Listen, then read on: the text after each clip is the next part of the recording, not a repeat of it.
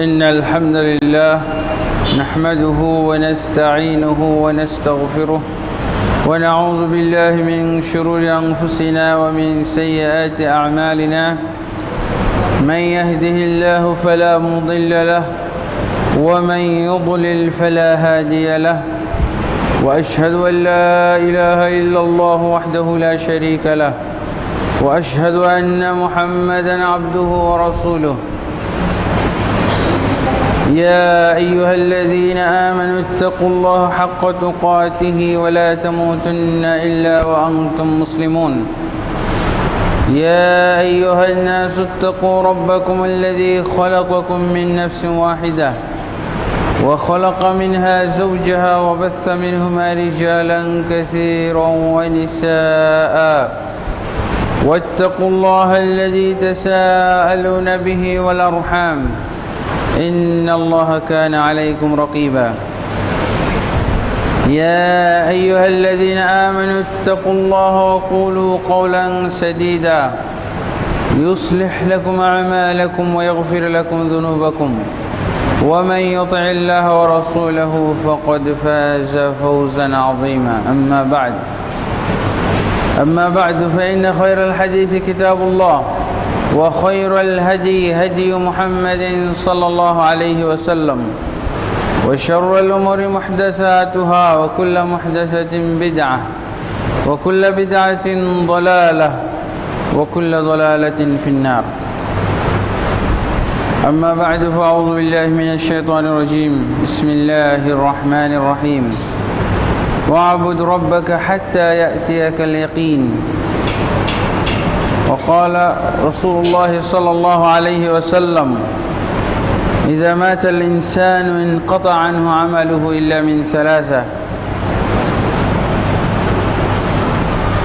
من ثلاثة صدقة جارية أو علم ينتفع به أو ولد صالح يدعو له رواه مسلم الحمد لله আল্লাহ তাবারক ওয়া তাআলার অশেষ রহমতে এবং তার দয়া অনুগ্রহে আমরা রমজান মাস পেয়েছি এবং রমজান মাস আমরা অতিবাহিত করেছি। আল্লাহ তাবারক ওয়া তাআলা আমাদেরকে রমজান মাসের পুরোপুরি কল্যাণ দান করুন।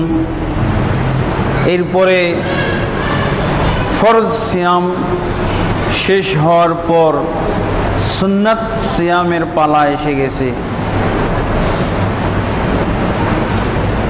আমরা রমজানকে কেন্দ্র করে অনেকেই ধর্মীয় ক্ষেত্রে কিছু ভুল ধারণা করে থাকি। আমরা মনে করি যে রমজান হলো এমন একটা মাস যে এই মাসের ইবাদতই আমাদের জন্য সারা বছরের জন্য যথেষ্ট। এই জন্য কিছু মুসলিম ভাই বোনকে দেখা যায় যে তারা রমজানের ভিতরে বেশ ইবাদত এবং আমলের ক্ষেত্রে যত্নবান তৎপর, কিন্তু রমজানের আগেও ইবাদত আমল ঈমান চর্চার দিক দিয়ে তারা অগ্রসর নয়, তৎপর নয়।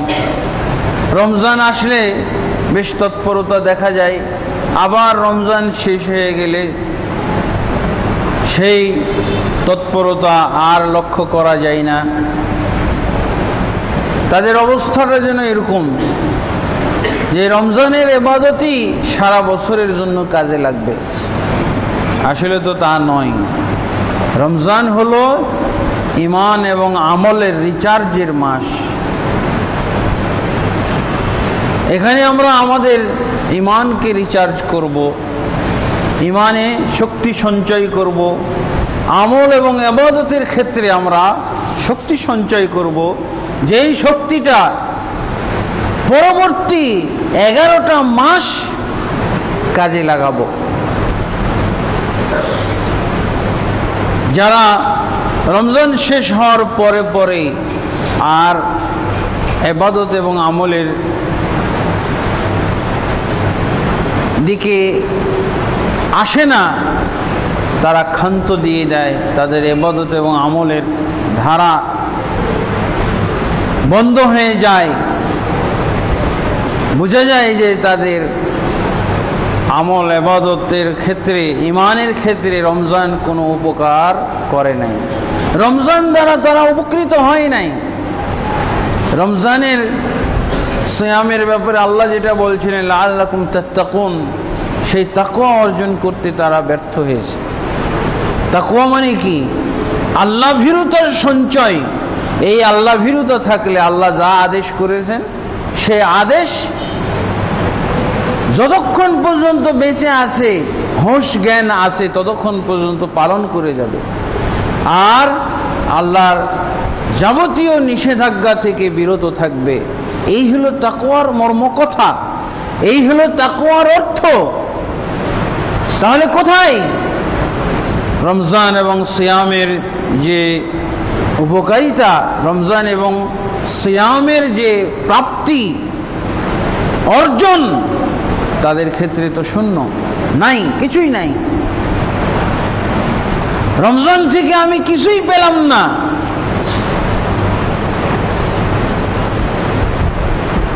আমরা অনেকেই মনে করি যে রমজান শেষ, সিয়াম শেষ। না, রমজানে যত ইবাদত আছে, রমজানের বিশেষ ইবাদত হচ্ছে রমজান সিয়াম পালন করা হলো ফরজ।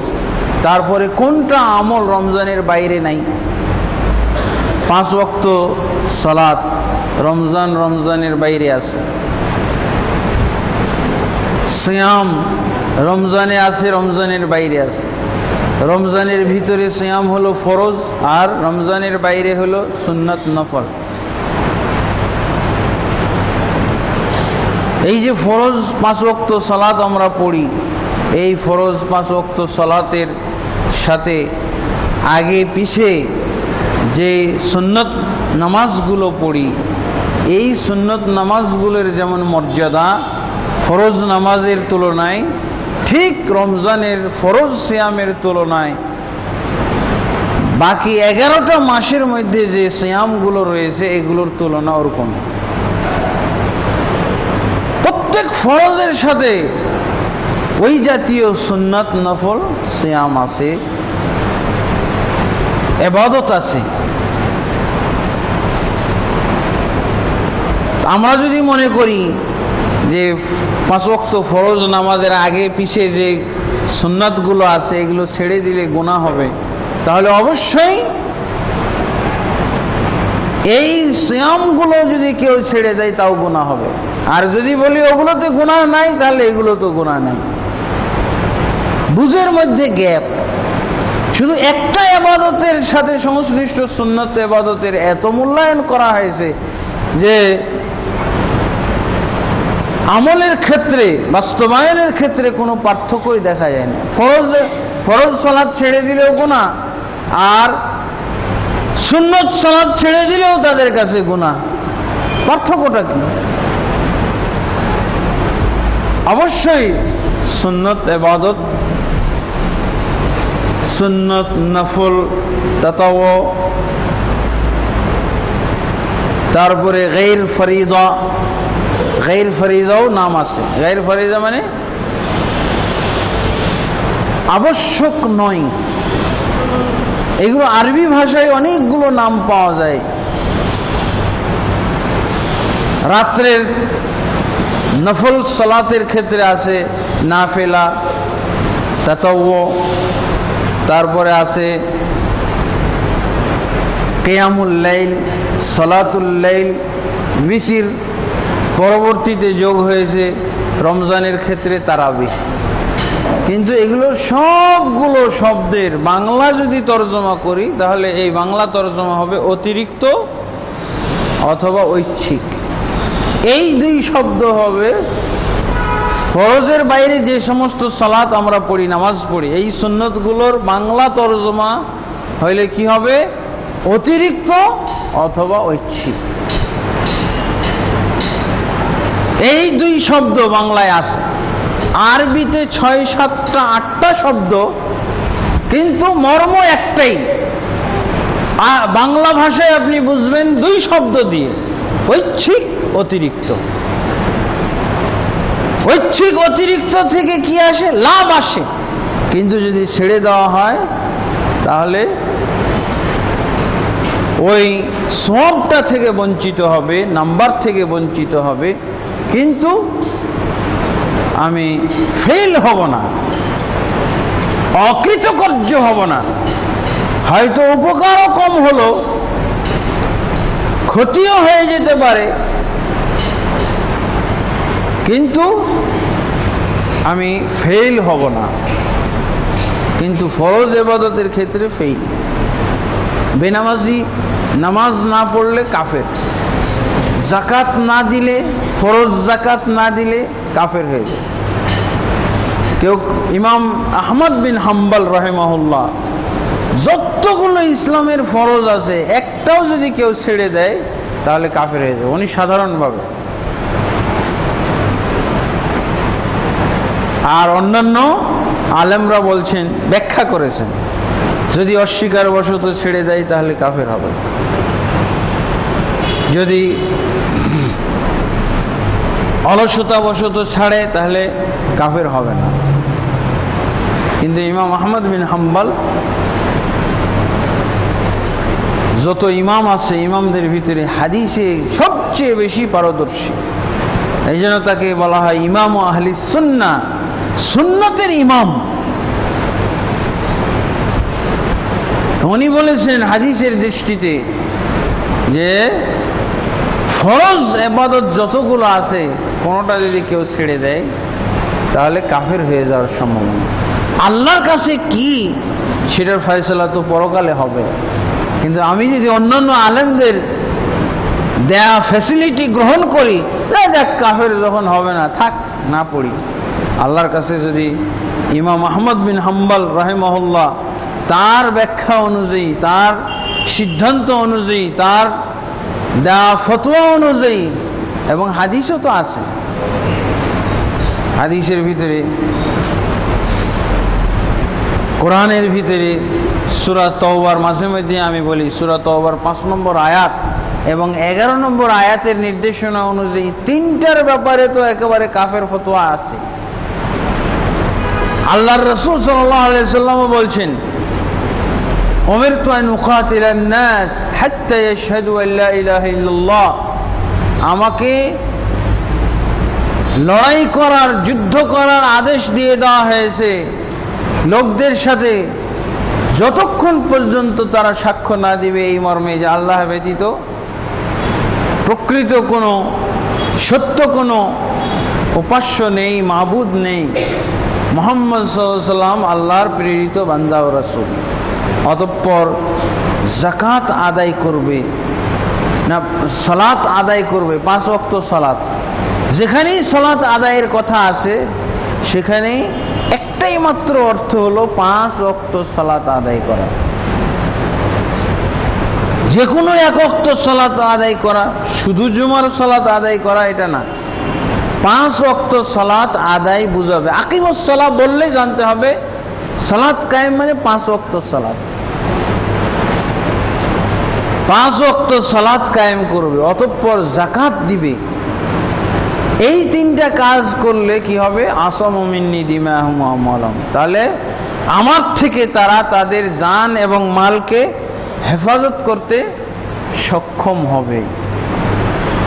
ওয়া হিসাবুহুম আলাল্লাহ, এবং তার ইল্লা বিহাক্কিল ইসলাম ওয়া হিসাবুহুম আলাল্লাহ। তবে ইসলামের যে অধিকার আছে, অন্যান্য অধিকার, সেই অধিকার অনুযায়ী যদি তার জান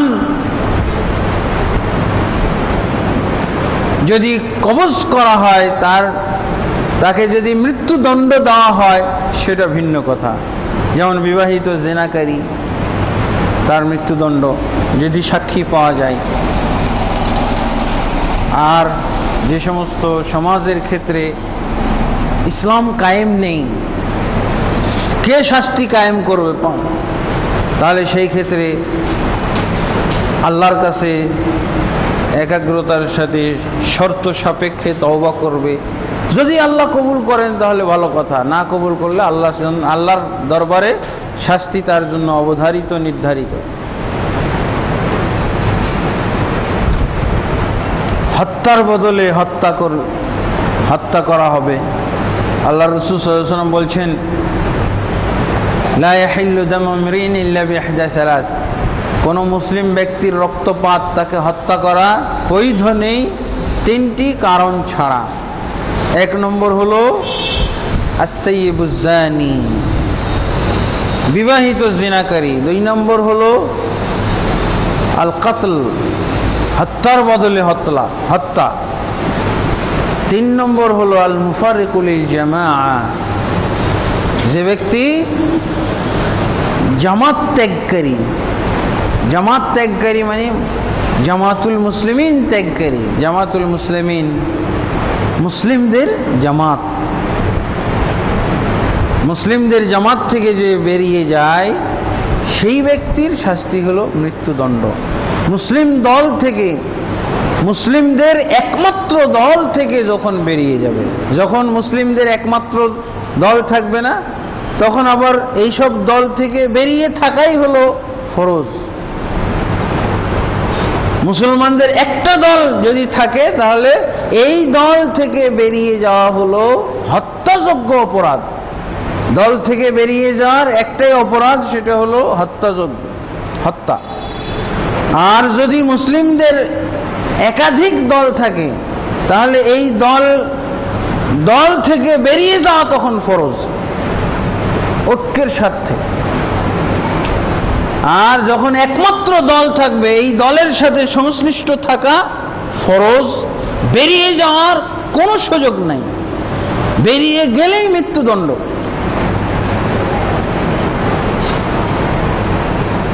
আর যখন একমাত্র এই দলটা না থাকবে তখন তো আর দলের হিসাব নিকাশ কেউ করতে পারবে না। কত দল হবে? 1 কোটি লোকের দল, 1 লক্ষ লোকের দল, 100 লোকের দল, 3 জন লোকের দল। কিন্তু জামাতুল মুসলিমিন একজনও হইতে পারে। জামাতুল মুসলিমিন একজনও হইতে পারে। ইবনে মাসউদ রাদিয়াল্লাহু বলছেন, হুম আহলুল হক ওয়ালাউ কুনতা ওয়াহিদান, এটা হলো হকপন্থীদের দল, যদিও সংখ্যায় সদস্য একজনও হয়। একজন সদস্য হওয়ার কি নিয়ম? সারা বাংলাদেশের মানুষ 100টা দলে বিভক্ত হয়ে গেছে। 100টা দলে বিভক্ত হয়ে গেছে। এখন একটা মানুষ হুযায়ফা রাদিয়াল্লাহু আনহু হাদিস পড়ার পর সে দল থেকে বেরিয়ে গেল, এই লোকটা হলো জামাতুল মুসলিমিন।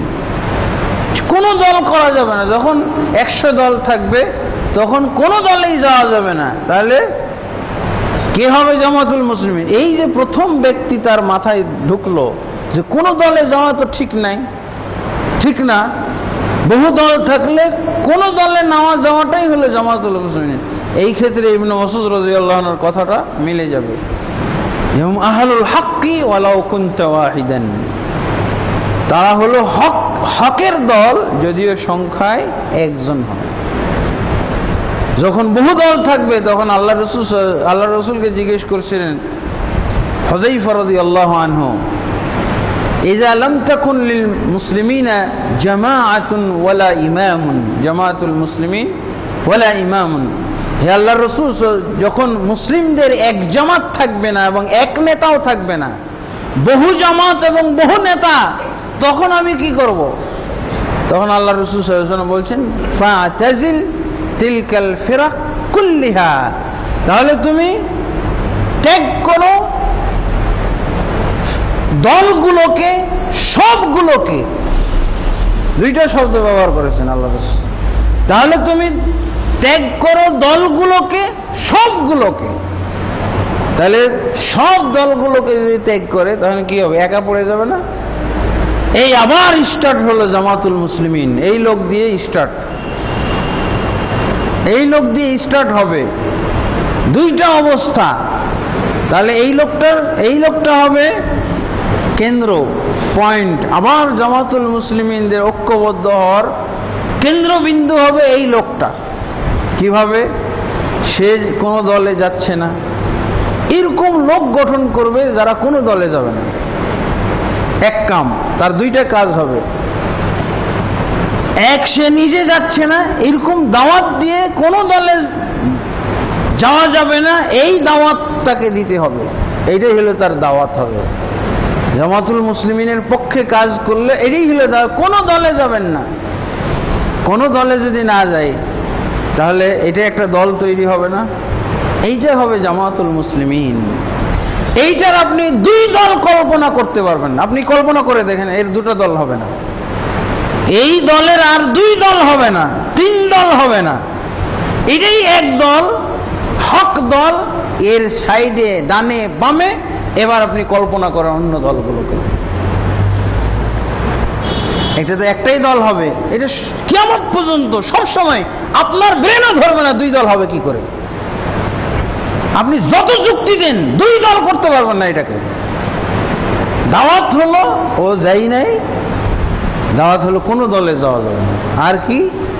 দল ভাঙ্গা, দুইটা কাজ করতে হবে। মুসলমানদের তো এক দল থাকা ফরজ না, আল্লাহ কোনটা বলছেন? ওয়াতাসিমু বিহাবলিল্লাহি জামিআন, এক দল থাকা ফরজ। তাহলে সে আগে, এই হলো গোড়াপত্তন। জামাতুল মুসলিমিনের ফাউন্ডেশন, জামাতুল মুসলিমিনের বেস তৈরি হলো একজন দিয়ে।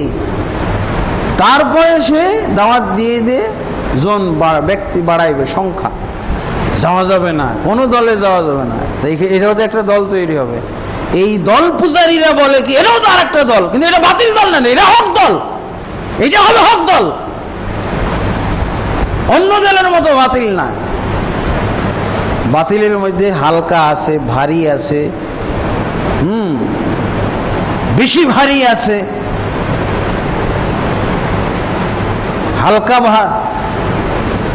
হালকা বাতিল, তারপরে মধ্যম পর্যায়ের বাতিল, ভারী বাতিল, এইরকম। এটাই দল করলে বাতিল অবশ্যই। হ্যাঁ, এটা বলতে পারেন যে অন্যদের তুলনায় হালকা বাতিল। দলীয়তার একটা বেদাত, দল করাটাই তো একটা বেদাত। এখন বেদাত গুনাহ দুই প্রকার না, এটা সব ক্ষেত্রে বাতিল দুই প্রকার, হালকা বাতিল, ভারী বাতিল, বড় বাতিল, ছোট বাতিল, সগীরা গুনাহ, কবিরা গুনাহ। নিয়ম একটাই, দুই ধরনের থাকবে বাতিল। এখন অনেকেই বলে যে ও আমরা আহলাদিস, আমাদেরকেও বাতিল। হ্যাঁ, তুমি হালকা বাতিল। আহলাদিস যদি দল করে তাহলে এটা হালকা বাতিল। ও তো অন্যান্য আকীদাগত ভ্রান্তি থেকে দূরে আছে, কিন্তু দলীয়তা, বিভক্তি মানে শত্রুতা। তখন আহলাদিসে অপরাধ। এই আহলাদিস ওই আহলাদিসের সাথে শত্রুতার গুনাহ আছে না? শত্রুতার তো একটা গুনাহ আছে। অমিল থাকার, মুখ ফিরিয়ে নেওয়ার, এক মুসলিম আর এক মুসলিম থেকে মুখ ফিরিয়ে নেওয়ার, আমার নেতা উমুকের নেতা তমুকের নেতা, আমাদের মসজিদ অমুকের মসজিদ, আমাদের মাদ্রাসা অমুক দলের মাদ্রাসা, এগুলো আছে কিনা? এগুলো আছে। হালকা বাতিল ছাড়া নাই। ওইদিকে হলো শুরু হবে কাদারিয়া, রাফেজিয়া, ভারী বাতিল, হালকা বাতিল দিয়ে সমাপ্তি। বাতিল থেকে খালি না, দাবি করার কোনো সুযোগ নাই। এটাই হলো স্থির সত্য কথা, এবং এটা এইভাবেই হবে। ওয়ালাউ কুনতা ওয়াহিদান,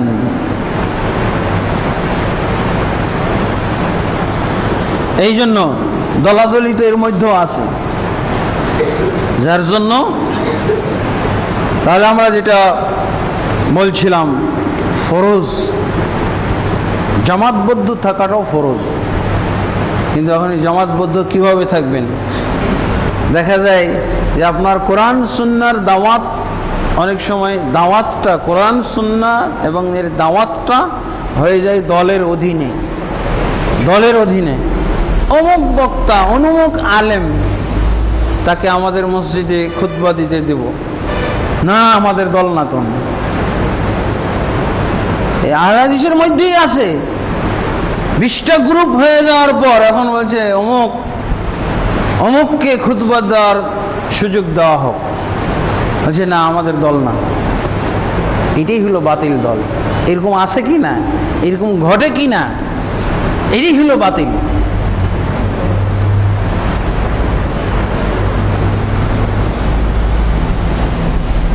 তো ফরজ আমরা যেটা বলছিলাম সিয়ামের ক্ষেত্রে এই যে রমজানের পরে আমরা শাওয়ালের 6টি রোজা অনেকেই করেছি, অনেকেই শেষ হয় না এখনো। এটা হলো সুন্নত। রমজানের ফরজ সিয়ামের এগুলো সুন্নত। যেমন নামাজের আগে পিছে সুন্নত আছে, জোহরের আগে 4 রাকাত পড়ে 2 রাকাতও পড়া যায়, জোহরের পরে সুন্নত আছে। এরকম হলো রমজান ফরজ সিয়াম। এর আগে শাবান মাসে সুন্নত সিয়াম পালন করেছেন, নফল সিয়াম। একই অর্থ, শব্দ ভিন্ন, অর্থ একই, ঐচ্ছিক অতিরিক্ত। আমাদের সমাজের আলেমদের আরেকটা মানে গুমরাহির মধ্যে পড়ে যাওয়ার আরেকটা কারণ, এগুলো শব্দের তরজমা খুঁজে না। সুন্নত বললাম, এর তরজমা কি? ফরজের সাথে তুলনা করে এর তরজমা কি? ঐচ্ছিক আর অতিরিক্ত। যত আপনি সুন্নত নিয়ে আসবেন সবগুলোর বাংলা নাম ঐচ্ছিক অতিরিক্ত। বিতিরেরও ঐচ্ছিক অতিরিক্ত, এটা অতিরিক্ত না, 5 ওয়াক্তের অতিরিক্ত কিনা শেষ। আল্লাহ রাসূল সাল্লাল্লাহু আলাইহি ওয়াসাল্লাম একদিন ছেড়েও দিয়েছেন। হজের বিদায়ী হজে মুজদালিফার রাত্রে বিতিরের সালাতও পড়েননি। তাহলে কি বোঝা গেল? এটা আর ওয়াজিব থাকলো? তারপরে তাহাজ্জুদের নামাজ তো নফল, তাহাজ্জুদের নামাজেরই তো একটা অংশ হলো বিতির। তাহাজ্জুদ নফল আর তাহাজ্জুদের শেষ অংশ ফরজ। আমি যদি শুরুই না করি, আমি নাই পড়ি, তোর শেষ কি আছে? মাথা কিছু কাজে লাগানো দরকার। আমি তাহাজ্জুদের নামাজ পড়তেছি, তাহাজ্জুদের নামাজ তো নফল, তাহাজ্জুদ নামাজের শেষ অংশের নাম হলো বিতির, এবং এই শেষ অংশের নামের মাধ্যমেই এই সালাতটার নামকরণ করা হয় বিতির নামাজ। সহিহ বুখারীতে যে দেখবেন, সহিহ বুখারী পড়লে ক্লিয়ার হয়ে যাবে। উনি আবওয়াবুল বিতির নিয়ে এসেছেন, বিতিরের অধ্যায়। বিতিরের অধ্যায়ে 11 রাকাত তারাবি, 11 রাকাত তাহাজ্জুদ, এগুলোরই কথা আছে। তার মানে এটাই হলো বিতির। আল্লাহ রাসূল সাল্লাল্লাহু আলাইহি ওয়াসাল্লাম বলেও দিয়েছেন তো, সালাতুল লাইলি মাসনা মাসনা, রাত্রের সালাত হলো 2 রাকাত 2 রাকাত করে। ফাইযা খাশিয়া আহাদুকুমুস সুবহা, যখন কোনো ব্যক্তি ভোর হয়ে যাওয়ার আশঙ্কা করবে, ইউতিরু বিরাকাতিন তুতিরু লাহু মা কাদ সাল্লা, তাহলে সে 1 রাকাত পড়ে। অনেকেই বলে যে 1 রাকাত পড়ার দলিল নাই। এই যে 1 সালামে 1 রাকাত, আল্লাহ রাসূল সাল্লাল্লাহু আলাইহি ওয়াসাল্লাম বলেন তাহলে সে ব্যক্তি 1 রাকাত পড়ে ফেলবে। 1 রাকাত পড়লে কি হয়ে যাবে? এটা সহিহ বুখারী মুসলিমের হাদিস। আগে যে কয় রাকাত পড়েছে এগুলো সব বিতির বানিয়ে দিবে। এই রাকাতটা সবগুলোকে বিতির বানিয়ে দিবে। আসলে বিতির হলো 1 রাকাতেরই নাম। আল্লাহ রাসূল সাল্লাল্লাহু আলাইহি ওয়াসাল্লাম এক হাদিসের ভিতরে বলছেন, একটা যুক্তি দিয়ে বুঝিয়েছেন। রাসূলুল্লাহ সাল্লাল্লাহু আলাইহি ওয়াসাল্লাম যুক্তি দিলে যুক্তিটাও হাদিস হয়ে যায়, কিন্তু হাদিসের ভিতরে যুক্তি। আল্লাহ রাসূল সাল্লাল্লাহু আলাইহি ওয়াসাল্লাম বলছেন, ইন্নাল্লাহা বিতরুন ইউহিব্বুল বিতরা। সুনান তিরমিজির মধ্যে হাদিসটা আছে, নিশ্চয়ই আল্লাহ তাবারক ওয়া তাআলা বিতির মানে বেজোড়। বিতির শব্দের অর্থ বেজোড়। বেজোড়ের ফাউন্ডেশন হলো 1, বেজোড়ের ফাউন্ডেশন ভিত হলো 1। 1 ছাড়া অন্য কোনো সংখ্যা দিয়ে আপনি বেজোড় করতে পারবেন না। আল্লাহ রাসূল সাল্লাল্লাহু আলাইহি ওয়াসাল্লাম বলছেন, ভিতরটা কেমন সালাত, ইন্নাল্লাহ বিতরুন, নিশ্চয় আল্লাহ তাবারক ওয়া তাআলা হলেন বেজোড়। ইউহিব্বুল বিতরা, এই জন্য আল্লাহ বিতির বেজোড় পছন্দ করেন।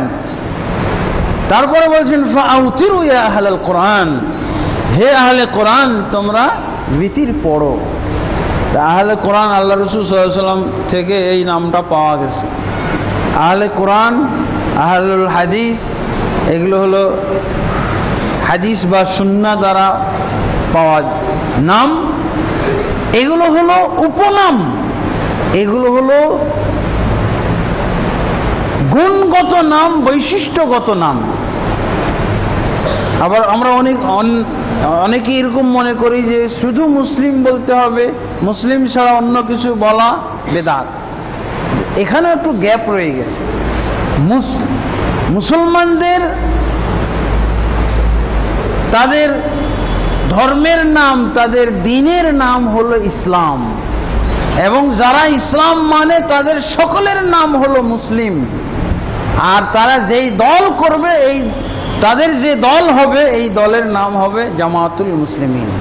তারা হবে মুসলিমিন এবং তাদের জামাতের নাম হলো, মূল নাম হলো মুসলিমিন। কেন মূল নাম ছাড়া উপনাম হইতে পারে না? উপনাম হইতে পারে, কিন্তু উপনামকেই আসল বানানো, উপনাম দিয়ে যদি আবার বিভক্তি বুঝায় তখন এটা বেদাতি নাম হবে। নাম হতে পারে কিন্তু উপনামও হতে পারে। নাম, মূল নাম থাকবে আর উপনাম থাকতে পারে, বৈশিষ্ট্যগত নাম, আদর্শিক নাম থাকতে পারে। কিন্তু এই নামকে দল করা যাবে না, এই নাম দিয়ে দল বানানো যাবে না। যেমন আল্লাহ রাসূল সাল্লাল্লাহু আলাইহি ওয়াসাল্লাম বললেন আহলুল কোরআন। আহলুল কোরআন কারা ছিল?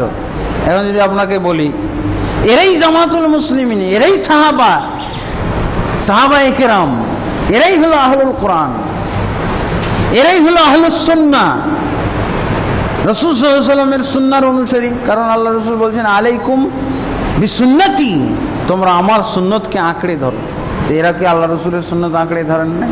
তাই তারা আহলুস সুন্নাহ ওয়াল জামাতের প্রথম সারির লোক হলো এরা। খায়রুন নাস করনি সুম্মাল্লাযিনা ইয়ালুনহুম সুম্মাল্লাযিনা, আমার যুগের মানুষরাই হলো সর্বশ্রেষ্ঠ মানুষ, এরপরে পরবর্তী মানে সাহাবায়ে কেরাম। আমার যুগ বলতে কিন্তু সাহাবায়ে কেরাম, আল্লাহ রসুলের আলাদা কোনো যুগ নেই। সাহাবি ছাড়া রসুল নাই, রসুল ছাড়া সাহাবি নেই। সাহাবির সংজ্ঞা হলো মান রা রাসূলুল্লাহ সাল্লাল্লাহু আলাইহি ওয়াসাল্লাম মুমিনান বিহি, যে ব্যক্তি আল্লাহ রসুল সাল্লাল্লাহু আলাইহি ওয়াসাল্লামকে ঈমান সহকারে দেখেছে, ঈমান আনার সাথে দেখেছে। কাফের অবস্থায় দেখেছে তা না, ঈমান সহকারে যারা রাসূল সাল্লাল্লাহু আলাইহি ওয়াসাল্লামকে পেয়েছে। তাহলে রাসূলের যুগ আর সাহাবীর যুগ একটাই। খায়রুন নাস করনি, উত্তম মানুষ হলো আমার যুগের মানুষ মানে সাহাবায়ে কেরাম। সুম্মাল্লাযিনা ইয়ালুনহুম, অতঃপর পরবর্তী যুগ তাবেঈদের যুগ। সুম্মাল্লাযিনা ইয়ালুনহুম, অতঃপর পরবর্তী যুগের লোক তাবেঈগণ। তাবেঈদের যারা ছাত্র তারা হলো আতবাউত তাবেঈন বা তাবিউত তাবেঈন। তাহলে উপনাম থাকাটা, আহলুল কোরআন যদি বলা হয় তাহলে আহলুল কোরআনই কিয়ামত পর্যন্ত বলতে হবে। সাহাবায়ে কেরাম আহলুল কোরআন, তাবেঈগণ আহলুল কোরআন, তাবেঈগণ আহলুল কোরআন, তারপরে 300 হিজরির মুসলমানরা আহলুল কোরআন, 1400 হিজরির মুসলমানরা আহলুল কোরআন। এই কিয়ামত পর্যন্ত সব আহলুল কোরআন। জমিয়তে আহলুল কোরআন চলবে না, আন্দোলন আহলুল কোরআন আর চলবে না। তাহলে বিভক্তি হয়ে গেল, একটা করে শব্দ, একটা করে দল। এই যে আহলুল বৈশিষ্ট্যগত নাম যদি হয় তো এর আগে পিছে কোনো শব্দ বাড়ানো হলো বিভক্তি, বিদআত, হারাম। যেমন আহলে হাদিসের সাথে যোগ হয়েছে জমিয়তে আহলে হাদিস, আপনি পাচ্ছেন না একটা দল, একটা শব্দ যোগ করা হয়েছে, একটা দল চলে এসেছে। আন্দোলন আহলুল হাদিস যোগ করা হয়েছে, চলে এসেছে একটা দল। জামাতে আহলে হাদিস যোগ হয়েছে, দল হয়েছে। আহলে হাদিস জামাত যোগ হয়েছে, দল হয়ে গেছে। কিয়ামত পর্যন্ত আহলুল কোরআন থাকবে। আহলুল হাদিস বৈশিষ্ট্যগত নাম তখন বৈধ যদি এ দিয়ে কোনো বিভক্তির কাজে খাটানো না হয়। বর্তমান যুগে সুন্নাহপন্থী আহলুল হাদিস বাংলাদেশে শতকরা একজন আছে কিনা? দলীয় আহলে হাদিস বোঝাই, পাক্কা বেনামাজি আহলুল হাদিস, এটা বেনামাজি আহলুল হাদিস, দুটো দলও হইতে পারে। নামাজি আহলুল হাদিস, বেনামাজি আহলুল হাদিস, কত বেখাপ্পা কথা। হ্যাঁ, আস্তিক আহলে হাদিস, নাস্তিক আহলে হাদিসও আছে। কত বেমানান কথা, কত নাজায়েজ হারাম কথা এটা। আস্তিক আহলে হাদিস, নাস্তিক আহলে হাদিস। আমাদের দিনাজপুরের কমিউনিস্টের নেতা হলো আহলে হাদিস, কমিউনিস্টের নেতা। পাবনার কমিউনিস্ট নেতা আহলুল হাদিস, বুঝেছেন? তাহলে কত মানে বেখাপ্পা কথাবার্তা। আহলুল হাদিস মানে কোরআন আর সহিহ হাদিসের অনুসারী। কোরআন আর সহিহ হাদিসের নাস্তিকও পাওয়া যায়, কমিউনিস্ট পাওয়া যায়, কোরআন হাদিসে কোথাও আছে। কিন্তু দেখেন, আদর্শিক নাম নয়, আদর্শগত, বৈশিষ্ট্যগত, গুণগত, আমলগত এগুলো উপনাম ব্যবহার না করার কারণে, দলীয় নাম ব্যবহার করার কারণে এসে গেছে। আমিও তো মাঝে মধ্যে নামাজ পড়ি, আমি কমিউনিস্ট হলে কি হবে? আমিও মাঝে মধ্যে নামাজ পড়ি, কমপক্ষে জানাজার নামাজটা তো পড়ি, রফুল আযান করেই পড়ি। ও তাই নাকি? আপনি রফুল আযান করেন? কমিউনিস্ট মানুষ রফুল আযান করে নামাজ পড়েন, আপনি আহলে হাদিস। এগুলো বেমানান কথাবার্তা। এখানেও দেখা যায় ভারী বাতিল এবং হালকা বাতিলের ব্যাপার আছে। হুজুর আহলে হাদিস, কমিউনিস্ট করেন না, উনি আলেম, দলের নেতা, আমির, উনি ভালো মানুষ, উনি বাতিল দল করেন না। কিন্তু উনি এই সুন্দর নাম দিয়ে যে এভাবে একটা দল খাড়ো করেছেন, এটা বাতিল।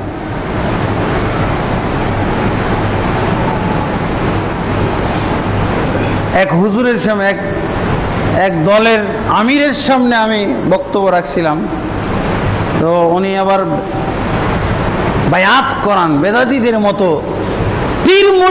পীর মুর্শিদদের মতো করে বায়াত করান, আহলে হাদিস নেতা। তা আমি ওনার সামনে বক্তব্য রাখলাম। বক্তব্য রাখতে যে বলছিলাম যে এই বায়াতটা কোনো হুজুর, কোনো প্রশাসনিক একমাত্র নেতা, যাকে আমাদের বাংলা ভাষায় হয়তো আমরা রাষ্ট্রপতি বলি, ইসলামী রাষ্ট্রের যিনি রাষ্ট্রপতি, তার হাদিস ভিত্তিক নাম হলো খলিফা, খলিফাতুল মুসলিমিন, আমিরুল মুমিনিন, ওয়ালি ও আমরিল মুসলিমিন, এই ধরনের নামগুলো আছে। এই ব্যক্তির জন্যই শুধুমাত্র বায়াত। এই ব্যক্তি ছাড়া আর কোনো ব্যক্তির বায়াত করা, কোনো আলেমের, কোনো পীর, কোনো মুর্শিদ, কোনো দলের সভাপতি, নেতা, এর বায়াত করা হলো ঢালাওভাবে বেদাত। কোনো বাছবিচার ছাড়া, বাছবিচার করাও বেদাত, একেবারে সব বন্ধ করে এক কথায় বেদাত। তো উনি আবার বায়াত করান, ওনার হাতে সব বায়াত হয়। তা আমার বক্তব্য ওনার সামনেই। তা আমি বললাম যে প্রশাসনিক সর্বোচ্চ নেতা, রাষ্ট্রপতি, খলিফা ছাড়া অন্য কারো হাতে বায়াত করা, এটা হলো, যদি সহিহ হাদিস দিয়ে দলিল নেই তাহলে সহিহ হাদিস ভিত্তিক বেদাত। হাদিস দ্বারা দলিল দিয়ে বেদাত করা, দলিল সহকারে বেদাত। এটা দুইবার এরকম বক্তব্য রাখার পর আর আমাকে বক্তৃতাই দিতে দেওয়া যাবে। ফতোয়া চলে আসলো, ফতোয়া দেওয়া হলো যে ওনাকে আর বক্তব্য দেওয়া যাবে না। ওলামা সমাবেশ, প্রধান বক্তা আমাকে, ওলামা সমাবেশের প্রধান বক্তা, সব আলেমরা একত্রিত হয়েছে, আমাকে আর ডাকতেছে না। পরে আলেমদের পক্ষ থেকে অভিযোগ আসলো যে আপনি বায়াতের বিরুদ্ধে কথা বলছেন, এই জন্য আপনাকে হয়তো আজকে উনি প্রধান আলোচক হওয়া সত্ত্বেও আজকে আলোচনা করতে দিবেন। এই হলো অবস্থা। যাক, আমরা যে কথাটা বলছিলাম সেদিকে আমরা আসি। জামাত রমজানের পরে কিয়ামুল লাইল শেষ হয়ে গেছে, কিয়ামুল লাইল শেষ হয়ে গেছে, কিন্তু তার অর্থ কিয়ামুল লাইল আর রমজানের পরে নেই এরকম বোঝা ঠিক হবে না। কিয়ামুল লাইলও আছে, কোরআন তেলাওয়াত আছে। আল্লাহ রাসূল সাল্লাল্লাহু আলাইহি ওয়াসাল্লাম 12 মাস পড়তেন কিয়ামুল লাইল। তাহাজ্জুদ এটা তো রয়ে গেছে, ওই একই রাকাত সংখ্যা 11 রাকাত তাহাজ্জুদ আল্লাহ রাসূল রমজান এবং রমজান ছাড়া অন্য মাসে পড়তেন। মা কানা ইয়াজিদু ফি রমাদান ওয়ালা ফি গায়রিহি আলা 11 রাকাত। আল্লাহ রাসূল সাল্লাল্লাহু আলাইহি ওয়াসাল্লাম রমজান এবং রমজান ছাড়া অন্য কোনো মাসে 11 রাকাতের বেশি পড়তেন না।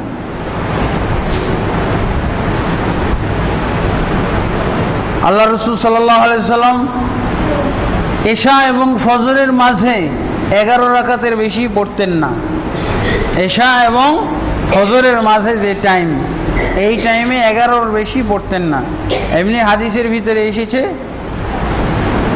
13 রাকাত 15 রাকাত। হাদিসে আয়েশা রাদিয়াল্লাহু আনহা থেকে 13 রাকাতও আছে 15 রাকাতও আছে। 13 রাকাত যেখানে বলা হয়েছে সেখানে ফজরের 2 রাকাত সুন্নাত সহ। ফজরের পূর্বে, এশারের পর ফজরের পূর্বে 11 রাকাতের বেশি পড়েননি। যেটাতে 13 রাকাতের কথা পাওয়া যায় এটা হলো ফজরের 2 রাকাত সুন্নাত সহ। আর আরেকটা বর্ণনায় পাওয়া যায় যে 15 রাকাত পড়তেন, তাহলে এশার 2 রাকাত সুন্নাত সহ। এই 3 ধরনের রওয়ায়াত পাওয়া যায়, 11, 13 আর 15। এই হলো সহিহ হাদিস, এরপরে আর নাই। তো এটা তো সারা বছরই আছে। বিতির সালাত, কমপক্ষে আমরা যদি বিতির সালাতটাও পড়ি, এটা কিন্তু কিয়ামুল লাইলেরই একটা অংশ আমি পড়লাম। কিয়ামুল লাইলের একটা অংশ। এটা হলো যখন আমি বেশি পড়ব তখন এটা হলো কিয়ামুল লাইলের শেষ অংশ।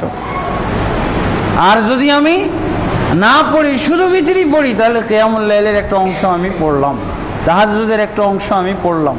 তাহাজ্জুদের ওয়াক্ত হলো এশা থেকে ফজর পর্যন্ত। তাহলে আসেন, সিয়ামও আছে 6টা শওয়ালের সিয়াম। এরপরে আছে জিলহজ মাসের 9টি সিয়াম। জিলহজ মাসের 9, 1 তারিখ থেকে 9 তারিখ পর্যন্ত রোজা আছে, অত্যন্ত ফজিলতপূর্ণ রোজা। যদি কেউ 9টা না রাখতে পারে, শুধুমাত্র একটা, যেটাকে বলা হয় আরাফা, আরাফার সিয়াম। আল্লাহ রাসূল সাল্লাল্লাহু আলাইহি সাল্লাম বলছেন, সিয়ামু আরাফা আও সাওমু আরাফা ইউকাফিরুস সানাতাল মাদিয়া ওয়াল বাকিয়া। আরাফার একটি সিয়াম, একটা দিনের সিয়াম 2 বছরের গুনাহ মাফ করে, গত বছর এবং আগামী বছর। আগামী বছরের গুনাহ মাফ করার অর্থ হলো, কেউ যদি গুনাহ করে তাহলে ওই গুনাহটা মাফ করার ব্যবস্থা আল্লাহ করে দেবেন। সেটা কি? তওবা করার তৌফিক দান করার মাধ্যমে।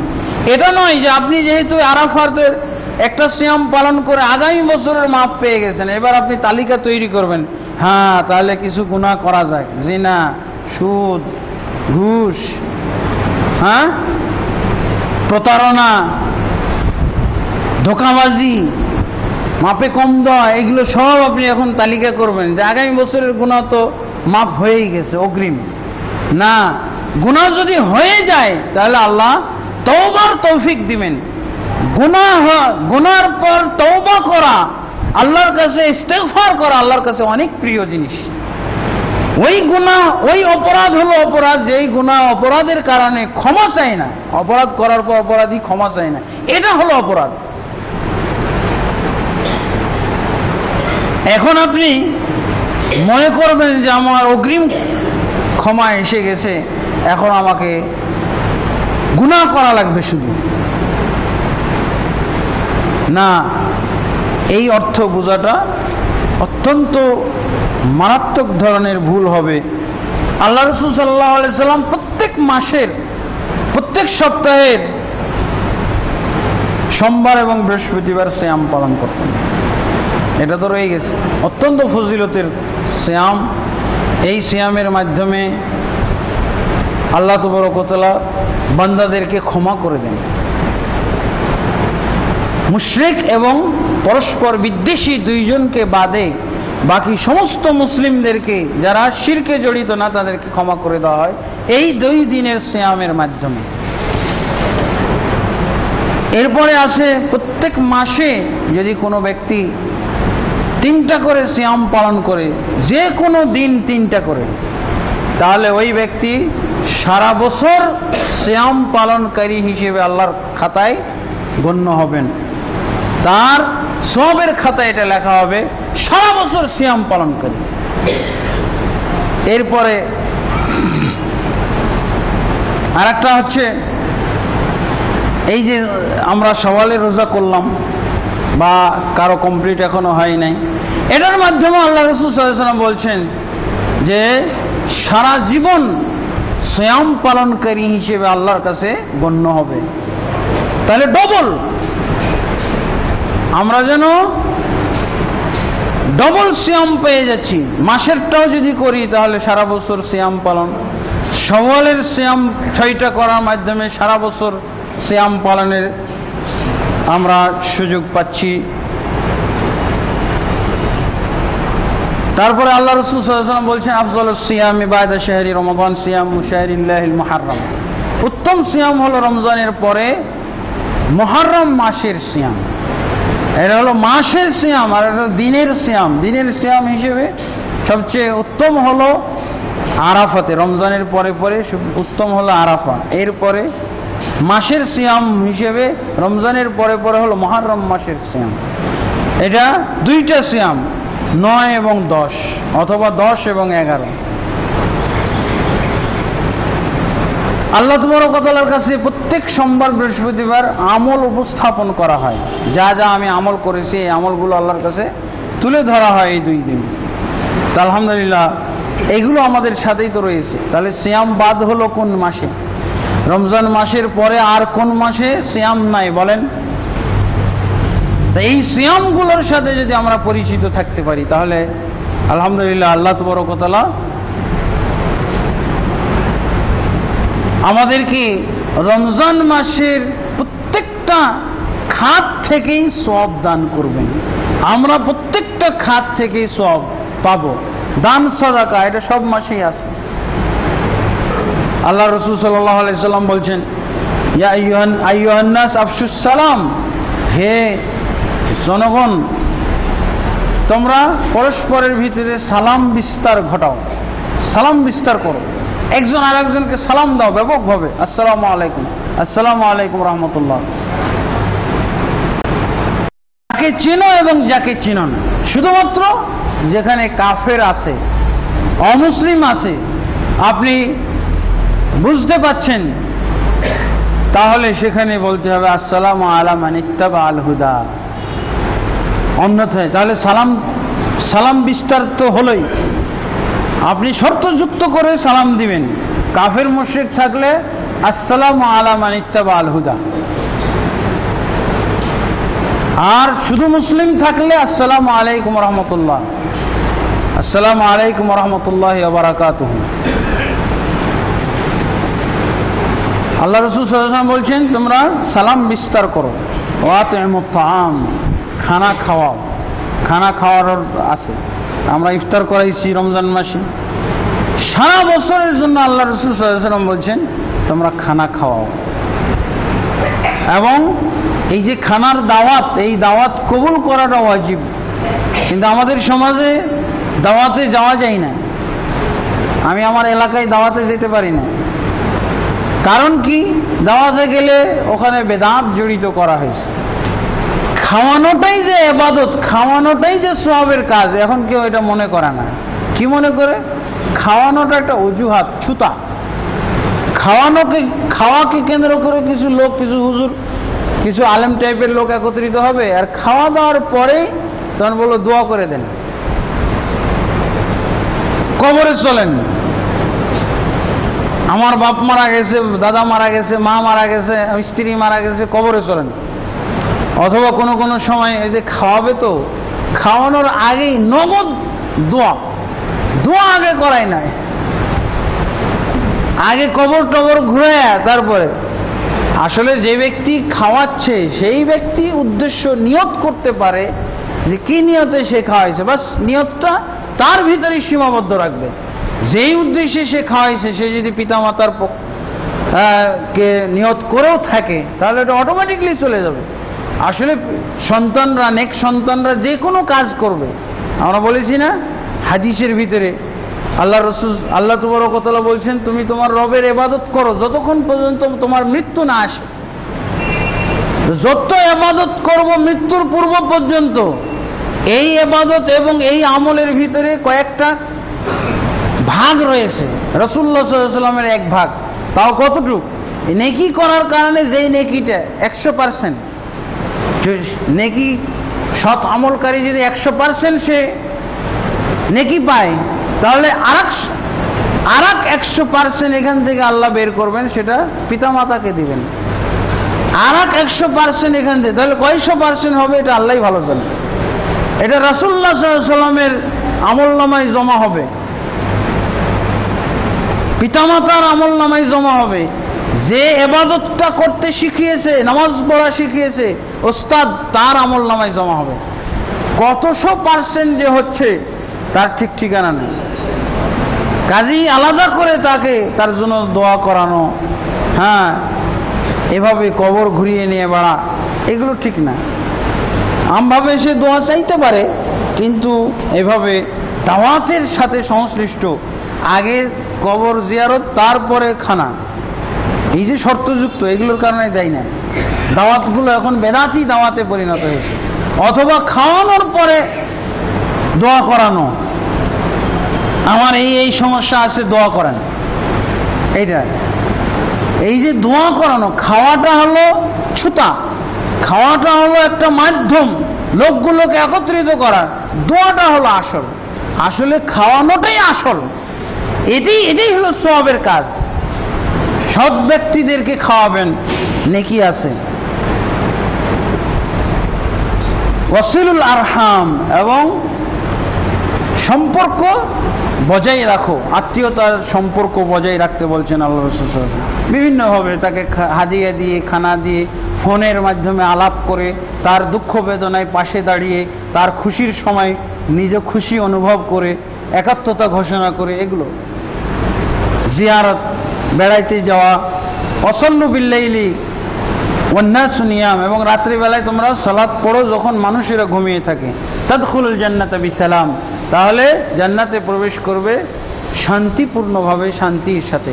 আল্লাহ তাবারক ওয়া তাআলা আমাদেরকে রমজানের পরে আমাদেরকে সেইভাবে আমল এবং ইবাদতের ক্ষেত্রে বহাল রাখুন, যেভাবে তিনি আমাদেরকে রমজানে বহাল রেখেছিলেন। যা যা আমরা রমজানে আমল করেছি তা যেন আমরা রমজানের বাইরেও করতে পারি। আল্লাহ আমাদেরকে সেই তৌফিক দান করুন। আমাদেরকে কখনো যেন শয়তান আল্লাহর ইবাদত এবং আমল থেকে, ঈমান থেকে বিচ্ছিন্ন না করতে পারে, এই ব্যাপারে আল্লাহর কাছেই তৌফিক কামনা করি। আল্লাহুম্মা আমিন। আস্তাগফিরুল্লাহ লি ওয়া লাকুম ওয়া লিসাইরিল মুসলিমিন ফাস্তাগফিরুহু ইন্নাহু হুয়াল গফুরুর রহিম। আলহামদুলিল্লাহি রাব্বিল আলামিন, ওয়াসসালাতু ওয়াসসালামু আলা আশরাফিল আমবিয়া ওয়াল মুরসালিন নাবিয়িনা মুহাম্মাদিন ওয়া আলা আলিহি ওয়া সাহবিহি আজমাইন, আম্মা বা'দ। ফাআউযু বিল্লাহি মিনাশ শাইতানির রাজীম। বিসমিল্লাহির রহমানির রহিম। ইন্নাল্লাহা ওয়া মালাইকাতাহু ইউসাল্লুনা আলান নবী ইয়া আইয়ুহাল্লাযীনা আমানু সাল্লু আলাইহি ওয়া সাল্লিমু তাসলিমা। اللهم صل على محمد وعلى ال محمد كما صليت على ابراهيم وعلى ال ابراهيم انك حميد مجيد. اللهم بارك على محمد وعلى ال محمد كما باركت على ابراهيم وعلى ال ابراهيم انك حميد مجيد. اللهم اصلح لنا ديننا الذي هو عصمة امرنا، واصلح لنا دنيانا التي فيها معاشنا، واصلح لنا اخرتنا التي فيها معادنا، واجعل الحياة زيادة لنا في كل خير. والموت راحة لنا من كل شر. اللهم أعز الإسلام والمسلمين وأذل الشرك والمشركين ودمر أعداءك أعداء الدين يا رب العالمين. اللهم أصلح ولاة علماء وعامة المسلمين وخذ بناصيتهم إلى صراطك المستقيم يا حي يا قيوم برحمتك نستغيث. عباد الله رحمكم الله، إن الله يأمر بالعدل والإحسان وإيتاء ذي القربى وينهى عن الفحشاء والمنكر والبغي يعظكم لعلكم تذكرون. ولذكر الله أكبر والله يعلم ما تصنعون.